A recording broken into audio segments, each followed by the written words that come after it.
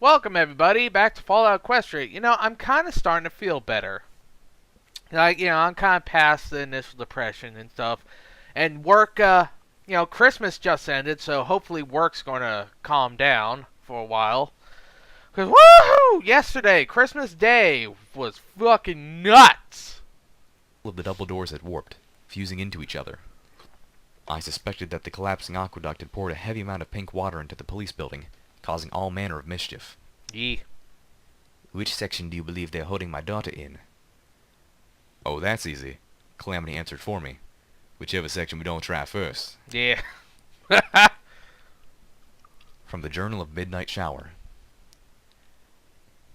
My efforts to find the little shop that sells zebra ceremonial masks have been again thwarted by the combination of obscure, local, and conflicting directions. To an extent, I can understand and forgive the zebras for their aggravation. Any business steeped in the heritage of their native land would increase the negative perception of equestrian zebras, and likely become a magnet for attacks like the one yesterday. I was able to encourage a young buck to speak with me in return for my discretion regarding a transaction between himself and several foals, wherein inhalers were exchanged for bits. Not only do I have a possibly more accurate description of the store's locale, but the buck divulged a few slippery tenets of the striped mindset regarding Princess Luna. For example, according to zebra folklore, the Princess Luna's madness and depths of evil could only be explained by, and he said this in a derisive tone, clearly scoffing at such superstitions, external forces. When I queried him further, asking what he meant by external forces, he laughed and responded, "The stars, you silly pony, the stars." In an attempt to engender camaraderie, I suggested that if he really wished to rebel against the foolishness of his elders, he could always get a star-shaped tattoo. To my surprise, he grew upset. His words, minus the unnecessary and rather crude epithets, amounted to, "I mock their old religion because I am smarter than they are, not because I'm stupid." After that, I could get nothing further from him. This brings to mind a tangentially related bit of local gossip. The mare who took the bullet to the leg died last night. The official statement claimed ill-defined complications. If the rumor is true, she went into dash withdrawal during surgery. In a small way, the attack was the zebra's own fault. And on that topic, I passed Sergeant Steelhooves on my way to the markets. The stallion was busily scrubbing down his combat armor. Some pony had vandalized it most egregiously by painting stripes on the protective plates and scrawling "zebra lover" on one of the boots. I offered my commiseration. It was completely unfair that he should be suffering ridicule for the stalwart performance of his duties, something I feel the majority of the soldiers here neglect more often than not. Tossing the scrub brush, he spat and told me, "I hate this town and I'll be happy to leave it. A place like this makes it hard to simply hate zebras and love ponies." We conversed a short while, and during the course of the discussion, I found myself proclaiming the belief that these zebras were equestrian citizens, like any pony, and deserved no less than love and friendship. After all, it is not their fault they were born with stripes. They had no choice in the matter. If they did, I'm sure they would have chosen to be ponies. It is not as if they're making a fashion statement, after all.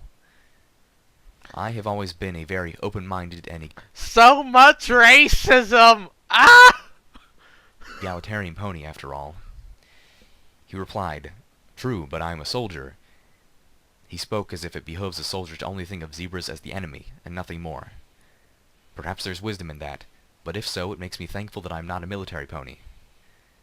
This is the last you'll see of me. I volunteered for a special assignment with the Ministry of Wartime Technology. My wagon pulls out this weekend, and I will never set hoof in this wretched town again. Equestria willing, I'll never have to play pleasant with the zebra ever again. Zebra Town, I Oh, suspect, man, will be Murphy worse off got for his you. absence. I stopped reading, my ears perking at the sounds of exploding missiles at least 2 blocks away. I whispered a quick prayer for Steelhooves. Surely the mighty alicorn hunter wouldn't have difficulty taking down one alicorn. I hoped. I quickly chided myself for worrying. Steelhooves was the most resilient ghoul pony creature thing in the entire wasteland. I should have more faith in my friends. But still, Nah, I man, worried for the their safety AI's anytime a terrible. plan called for anyone other than me to be the one taking the risks alone. Calamity would probably clop me upside the head if he knew what I was thinking. Hell, Homage would. Well, actually, Homage would probably clop me someplace else and make me like it, and I really shouldn't be thinking about things like that at a time like this. Focus, little Pip. Focus. Calamity, Zenith, and I pushed through what had once been an interior door in an upper floor of the Zebratown police station. The collapse had left the door exposed to the outside, giving us our point of ingress. Firelight flew in behind us silently. At this point, our efforts relied on stealth, so Steelhooves had volunteered to draw away the rooftop alicorn as we snuck inside. I found myself struggling to both like and dislike Midnight Shower. I suppose it didn't matter either way. Yeah. The pony was long dead. You don't know that. Maybe I cared because the royal astronomer had been given the amazing gift of enjoying the presence of Celestia and Luna personally. Or maybe it was because this was some pony who had known Steelhooves at a rather difficult and important time of his life, and had made the effort to at least be cordial. However, the pony's civil bigotry continuously jarred me. And to think, this was a member of the royal castle. Before leaving him behind, I had asked Steelhooves about his first time in Zebratown, letting him know that the journals from the ravaged hut had mentioned his name. The attempted assassination of Princess Celestia and the heroic death of Big Macintosh struck deeply at every pony. Among those affected the worst were those of us in Big Macintosh's company. After the Battle of Shadowtooth Ridge, Steelhooves had told me, Princess Luna ordered all the soldiers involved to be stationed closer to the heart of Equestria and away from the front lines for at least half of a year. A reprieve from the war, combined with the offer of counseling. His assignment had been in Zebratown, keeping the peace. That There was were faint dumb. hints of pink in the room beyond. The effects were minimal, making me feel vaguely sick, rather than the swift and cloying death that the concentrated pink we'd experienced in the bathhouse. Still, we had to move swiftly.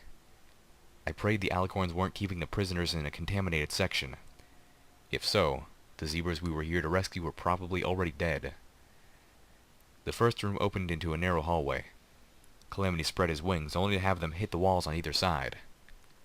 "Well, now, this ain't fair," he grumped. "Stupid zebra architecture." He looked at Zenith apologetically. "No offense." "None taken." We crept forward, moving from one room to the next. Firelight and I took the lead, my self-levitation allowing me to clear away tripwires and disarm pressure plates that the alicorns had set up all over the upper floor. Again, the alicorn's tactics struck me as unusual. I heard voices up ahead, the strangely majestic voices of the pseudo-goddesses. Only this time, the voices were strangely different. I couldn't put my hoof on exactly why. I waved a hoof at those behind me, motioning them to stay back, and I slowly crept forward, listening. "We have enough striped ponies, right?" one of them said. "We have—" She beat her hoof on the floor 8 times. "That many." "No, we have this many," another said, hoof-tapping 7 times. "The scrawny one died yesterday when they went through the pink below, remember?" "All of the stupid ponies are scrawny," the first complained. "Let us just take those we have and leave this goddess-forsaken place." There was Wow. something odd about the way they referred to themselves.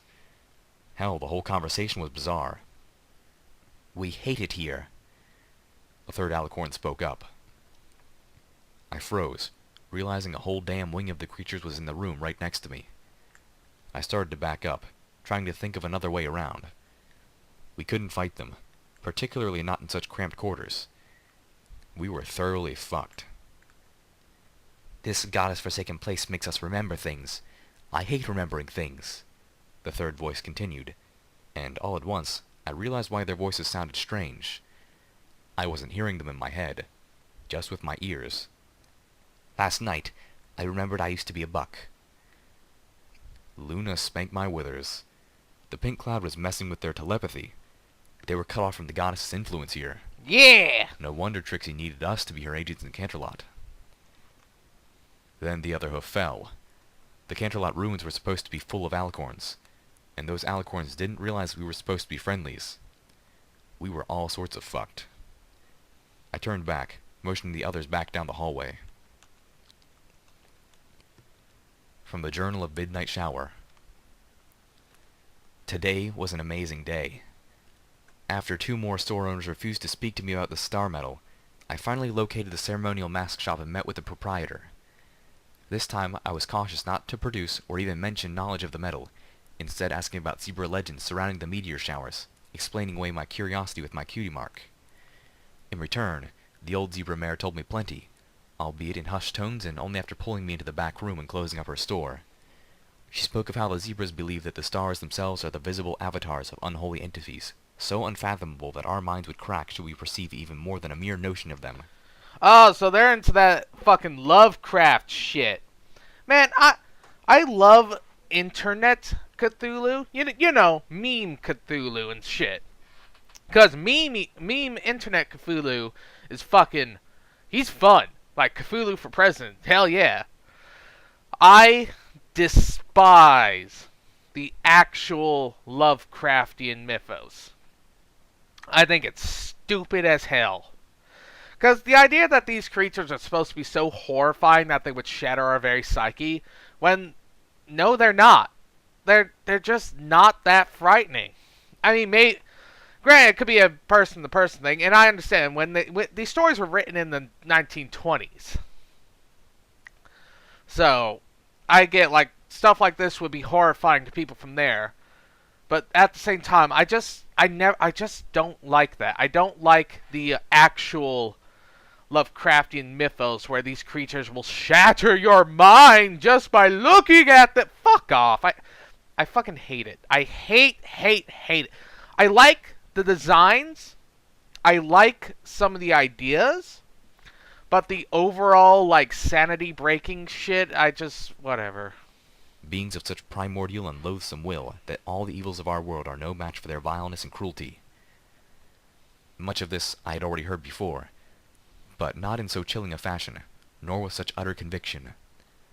Among the most interesting of her tales was the story thousands of years old, telling of one of the first zebra cities, and how it was destroyed by several meteor impacts during the earliest recorded meteor shower. The city had been the zebra's hub of trade and politics, and its destruction plunged the nation into hundreds of years of tribal civil wars.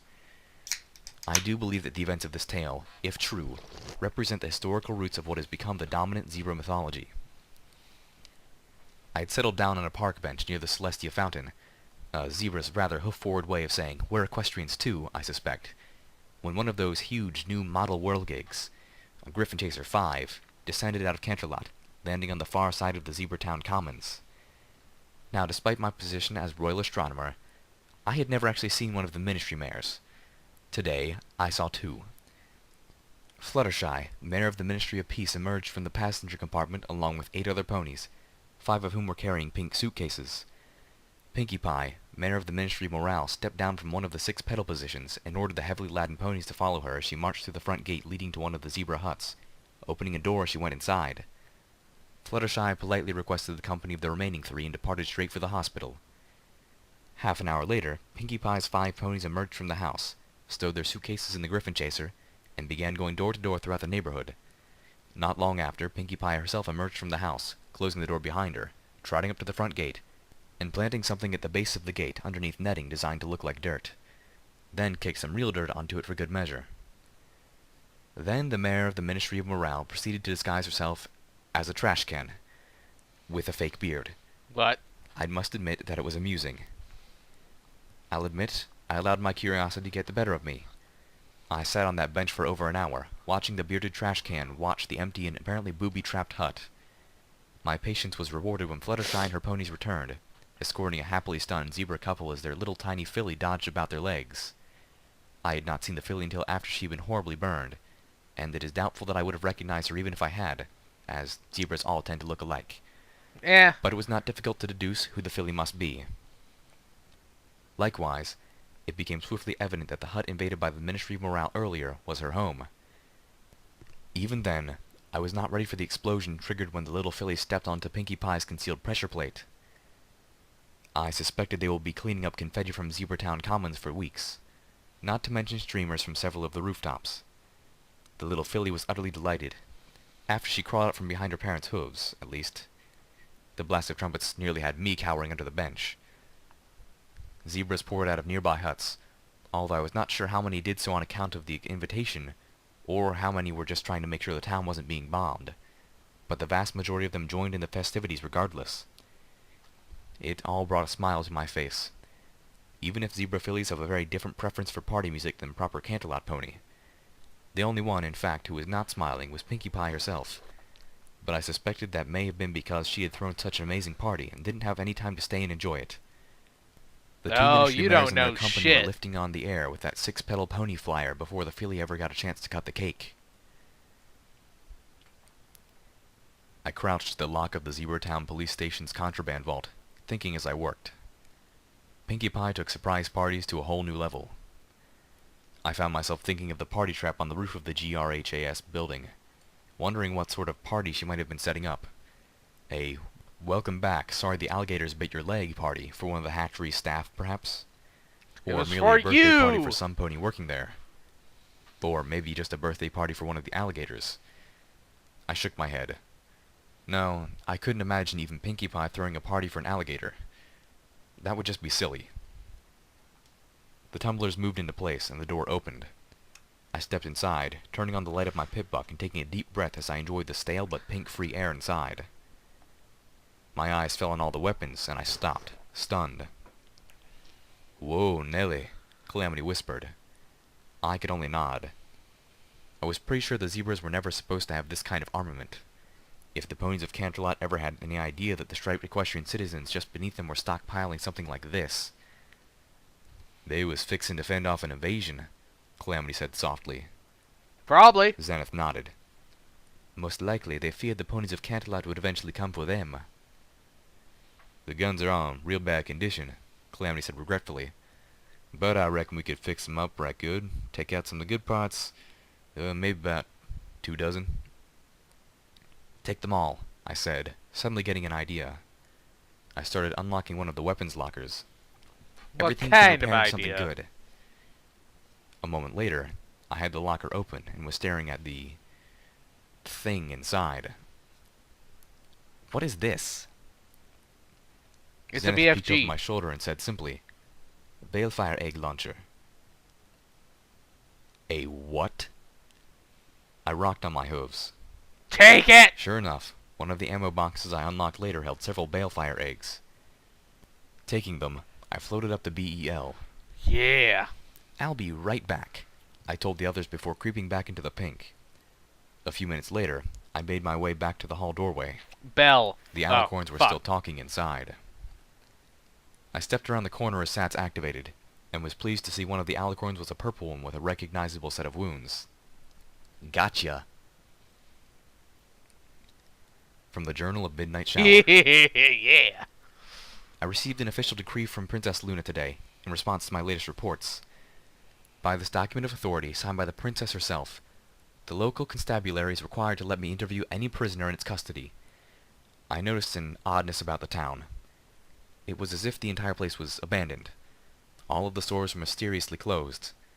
I proceeded directly to the Zebratown police station, only to find the door shut and locked from the inside. It occurred to me that today must be some sort of zebra holiday. Considering the dark and ominous tones to most of their mythology, it does stand to reason that their holidays would be somber and fearful affairs. Although even then, the closing of the police offices seemed exceptionally weird. Yeah. Ponies would never shut down vital services just because of a date on the calendar. In my dream, I was Little Pip the zebra. I trotted about the zebra city. Not Zebratown, which attempted to blend zebra heritage with equestrian aesthetics, but a true zebra city. A city formed in a hillside forest, the trees themselves molded into homes and buildings after their roots had been tended with the most ancient and sacred of magical brews. The homes were marked with masks of friendship and welcome. There were no fences, just carvings blessing the home and warding off monsters. Aw. Gardens of vegetables and herbs stretched around each home, and flasks hung from the They're elves! No wonder everybody hates them! Oh, God, that's bad. branches. I wasn't sure how I knew that this was how a proper zebra city looked like. Be smart. But I knew it all the same. I looked up at the bright starry night, and smiled at the moon. My eyes caught onto a streak in the sky. I blinked, unsure of what I had just seen. But then there was another. One of the stars had fallen from the sky. I heard gasps and murmurs from the other zebras around me. I had not been the only one to see it. Other zebras, my friends and neighbors, were staring up into the sky, murdering dozens of my fellow zebras. Now there was panic. The streets were filled with my neighbors as they fled their huts, not knowing which way to run. I felt the ground shake from another impact. The forest was burning now. I looked up. Horrified, my hopes refusing to move, as if I was glued to the ground. Another star, the brightest yet, tore from its rightful place in the sky, shooting down right at me. I woke with a gasp. I looked around at the rubble. Blowing up the 3 alicorns with a balefire egg was delicious overkill. One of them had even been fast enough to get her damn shield up before I could fire. Didn't help one damn bit. But I had been unprepared for how big the explosion would be. I'd been cautious, aiming for the wall behind the alicorns. That wall was no longer there. Nor was the floor or ceiling. The room that the alicorns had occupied... All this makes me wish is that fucking, Fallout 4 was using Red Faction world destruction. Oh, it'd be great. Man, has there been any game series that... Well, yes, I was going to ask if there was any game series that died as hard as Red Faction did. Yeah, there have, actually. There's been a lot of them. Oh, I'm thinking about Battlefront 2 now. Oh. Occupied, as well as the rooms on each side, had become a gaping maw open to the rain. I had fired and dived back behind the wall. That wall had blown into the hallway, collapsing and trapping me between it and the other. I checked the medical assist spell, and was surprised to find that, while battered and bruised, nothing was broken. I was lucky that I wasn't a smear on the wall. I looked around some. The BEL lay crushed under a chunk of wall. It was worthless now, although Calamity might be able to strip some parts of it for repair. Really, K-Cat? Really? You're going to take the fat man away from us? We find another one. I concentrated, wrapping the concrete chunk in a levitation field and lifting it away. I took the BEL, then used my levitation to make the broken wall weightless and pushed it away. I was dragging myself out from under the floating rubble when Pyrelight landed next to me, Calamity and Zenith not far behind. Calamity was dragging a huge sack full of weapons. From the Journal of Midnight Shower. This is no holiday. For 3 days, Zebra Town has been like a ghost town for me. For 3 days, I have sought audience with the constabulary, and for 3 days, I have been denied. I know there are zebras here. I can see their shadows moving behind their windows. I spotted one zebra mare pulling her welcome mat inside before slamming and locking the door at my approach. Another hurried her filly indoors, her expression aghast as the foal attempted to smile at me. The horror. What absolute horror that her filly wanted to smile at me. Enough is enough. I have an official decree from the princess herself, and I'm going to wait outside this door until I am recognized. We waited at the bottom of the stairwell for Calamity. Our Pegasus friend was using the gaping hole I had blown in the side of the police station to fly out and stash everything he and Zenith had taken from the vault. Calamity had been right. The prisoners were not in this part of the Zebra Town police station. I had scouted the rest of it with Pyrelight, after assuring my friends that I was not as bad off as I looked. We found a few medical boxes in the station's bathrooms, and a few boxes of ammo. But there were no more alicorns, and no zebra prisoners. They were in the other section. Oh, fuck's To get sake. to them, we had to cross the other section through the basement. Zenith drank one of the 3 healing potions I had scavenged, letting it work on the zombie bite. She caught me watching and smiled. "Fear not, little one. I will be fine. It is good that you cannot catch a zombie from a bite, no?" Yeah. I nodded. Still, something in her expression felt off to me. "You do not have to try to rescue them just because one of them is my daughter, nor because you feel you need to make up for the cannibal town." Wait. Had she actually tried to talk me out of doing this? I turned to my zebra friend, asking cautiously, "Are you all right with us doing this?" "What do you mean?" she asked. It's a not following my train of changeling! thought. "Rescuing your daughter," I said carefully. "You do want to do this, right?" Zenith glared at me for a moment. But then her expression softened. "Yes, of course I do. I wish my daughter to be safe." Then, dropping her voice, she admitted, "I just do not know if I'm ready to do this." Well, fuck, it's What not do you like you mean? have a choice. Okay, this place was bad. There were all manner of ways to die here. But just this morning I had seen Zenith leap from a flying passenger wagon onto the back of a bloodwing in an effort to save people. It didn't seem like Zenith to be afraid of charging into danger with us. If I save her, Zenith said simply, I'm responsible for her again. I remembered all those things I had dismissed as crazy zebra logic. But to my friend, they were not crazy at all. This was how things were in her world, and she was feeling cornered by impending responsibility that she didn't believe she deserved or could handle. Zenith, we have to, I explained lamely. We can't let them die, even if rescuing them costs us something we aren't ready to give yet. I know that, little one. It does not make this any easier for me. I nodded.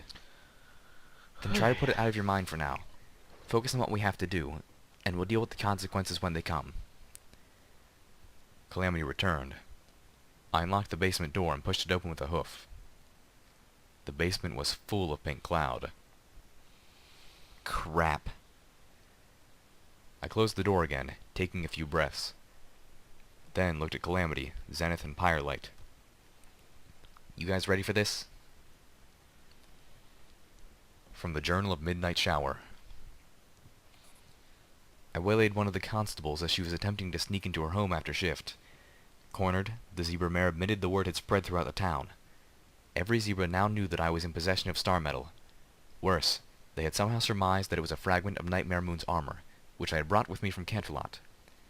I was immediately anxious, knowing that the proliferation of this information would put the valuable heirloom entrusted to me in great danger of theft. The next words of the striped constable, however, revealed that the reverse was true. No zebra would be willing to venture close to the accursed chunk of meteor metal, nor would they abide by my presence due to my association with the heirloom. Insanely, in the zebra mind, my prolonged exposure means that I am somehow contaminated, as if I had contracted a dangerously communicable disease. No stores will do business with me at this point. I am unofficially, but quite effectively, shunned. It was just a damned piece of metal. Thrusting my papers in the zebra's face, I dragged her back to the station, and demanded that she facilitate my access to the prisoner. I will admit to have been perhaps excessively loud and more physically forceful than is befitting of a pony of breeding, but my efforts did provoke a response. Finally, the head of the constabulary opened the door, if only enough to poke his head out between the heavy chains. You know, you realize you're an imperialist when you just smile when someone's beating logic into... Like, it went through my head just for a second.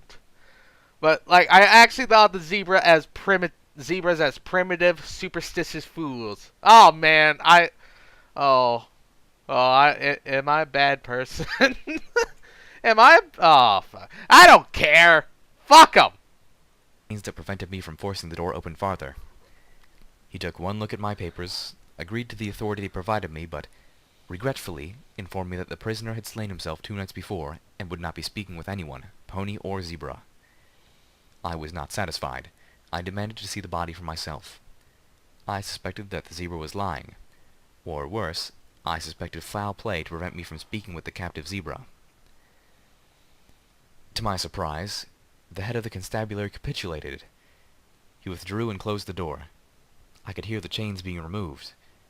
When he opened it again, all the constables had left the room.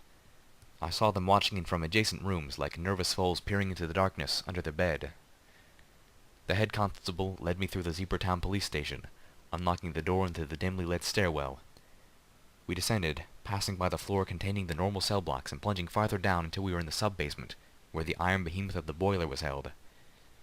Beyond it, across from the coal room, was a small room, no bigger than a closet, with a heavy iron door. Inset into the door was a small barred window of thick glass, through which I could look into the shadowed chamber. I could see the prisoner. The zebras had not moved him yet.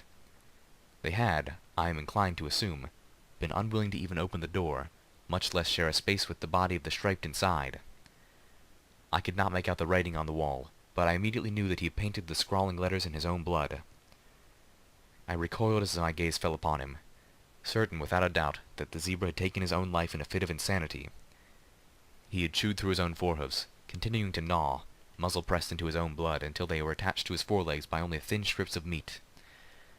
I have no idea what unholy drive allowed him to survive long enough to do the same to both of them. Shit. The cell was midway through the basement. Also, man, zebras are fucking shitty cowards. I don't like them.